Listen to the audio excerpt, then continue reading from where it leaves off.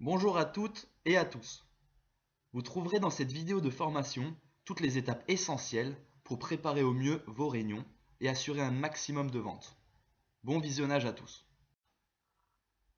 La préparation de la vente est 80% de votre réussite. Vous me direz, la préparation de la vente? Pourquoi? L'objectif principal de la préparation d'une réunion est d'avoir un maximum de monde. Un maximum de monde, c'est plus de ventes, plus de rendez-vous, plus de parrainage. Passons maintenant à la manière dont il faut préparer une réunion. Le premier objectif lors d'une préparation de réunion est de rassurer l'hôtesse et de la rendre actrice de sa vente. Le deuxième objectif est de l'attirer avec un cadeau. Pour cela, feuilletez avec elle le catalogue. Donnez-lui envie d'un cadeau à s'offrir. Si elle trouve un cadeau qui lui plaît, elle se donnera les moyens d'avoir les invités qui sont en rapport avec le cadeau. Ça y est, votre hôtesse est motivée. Elle souhaite faire une belle vente.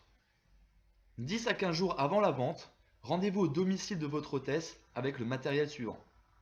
Votre agenda pour fixer des nouveaux rendez-vous, le planning et le guide de la collection que vous lui présenterez directement, une enveloppe hôtesse, plusieurs catalogues, des bons de commande, des cartons d'invitation et des rejoignez-nous que vous lui donnerez à l'occasion de cette rencontre. Pour information, la préparation d'une réunion n'est pas une présentation. Il n'est donc pas nécessaire d'arriver avec la collection. Une hôtesse désire, autant que vous, que sa vente soit une réussite. Deux inquiétudes peuvent cependant surgir avant la réunion. Celle de ne pas avoir assez de monde à sa vente, celle de se sentir débordé par l'organisation. Ce sont des réactions tout à fait normales et compréhensibles. C'est à vous de rassurer votre hôtesse et de lui montrer que vous êtes là pour l'aider à bien s'organiser. L'étape suivante est la réalisation de la liste d'invités de l'hôtesse. Pour cela, l'ISOR met à votre disposition des enveloppes hôtesses. Dans ces enveloppes hôtesses, vous pouvez indiquer l'ensemble des connaissances de votre hôtesse, mais également des pistes qu'elle pourrait vous donner sur des hôtesses ou des conseillers LISOR potentiels. Pensez également à utiliser son répertoire téléphonique, son agenda, ses mails. Tous sont source de contacts. Enfin, nous vous conseillons d'utiliser une carte géographique. Une hôtesse qui est loin de chez vous a peut-être des connaissances qui sont proches de chez vous. Cette petite astuce peut vous permettre de récupérer des potentielles hôtesses. Une fois cette liste de contacts réalisée, demandez à votre hôtesse comment elle va s'y prendre pour inviter. En effet, il est très facile d'inviter, mais beaucoup plus difficile de faire venir ces invités. Donnez-lui ensuite quelques conseils pour réussir ces invitations. Un peut-être est un non. Bien confirmer chaque oui par un carton d'invitation. Privilégier les invitations personnelles aux invitations en masse telles que Facebook, courriel. Ne pas hésiter à proposer à une invitée de venir avec une amie. Tous ces conseils lui permettront d'éviter les désistements de dernière minute si les invités se sentent véritablement conviés à l'événement. Mettez toutes les chances de votre côté en proposant à votre hôtesse de téléphoner aux 2 premières invités en votre présence. Finalisez ensuite la préparation de la vente. Donnez-lui un ou plusieurs catalogues avec des bons de commande. En effet, certaines invitées ne pourront pas se rendre à la réunion. Encouragez donc l'hôtesse à prendre les commandes avant la réunion en leur présentant le catalogue.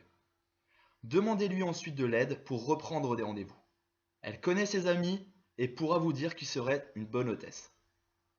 Parlez-lui également des avantages pour elle si des rendez-vous sont repris lors de sa vente. Précisez-lui enfin que vous allez la rappeler quelques jours avant la réunion. Votre hôtesse vous a donc indiqué dans l'étape précédente des noms de personnes qui seraient susceptibles d'être intéressées par le fait de devenir hôtesse. Cependant, il est essentiel que vous gardiez à l'esprit que votre cœur de métier est de recruter. Essayez donc de récupérer un maximum de coordonnées de personnes que vous pourriez potentiellement parrainer. Voici un petit rappel de vos gains pour un parrainage de rang 1. Vous gagnez 2% sur le chiffre d'affaires facturé hors taxe de votre filleul, plus 5% les 3 premiers mois de votre activité. Ces 2% ne sont acquis que si le chiffre d'affaires facture hors taxe de vous et de votre filleul est de 250 € minimum au cours du mois. Les 5% ne sont acquis que si le chiffre d'affaires facture hors taxe de vous et de votre filleul est de 200 € minimum au cours du mois. Vous trouverez plus d'informations et de détails concernant le parrainage dans la vidéo de formation Évoluer chez Lisor. En ce qui concerne les rafraîchissements, demandez à votre hôtesse si elle veut bien les servir avant ou après la réunion, mais pas pendant. Dites-lui également de se limiter à des boissons, thé, café et des biscuits.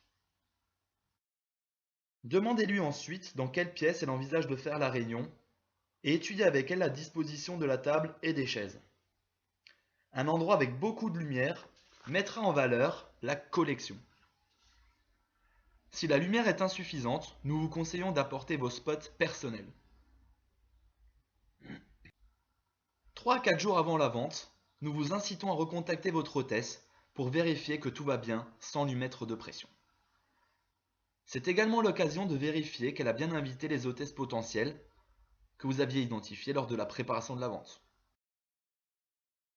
En conclusion, une vente bien préparée, c'est plus de monde, plus de ventes, plus de rendez-vous repris et surtout une rémunération plus importante.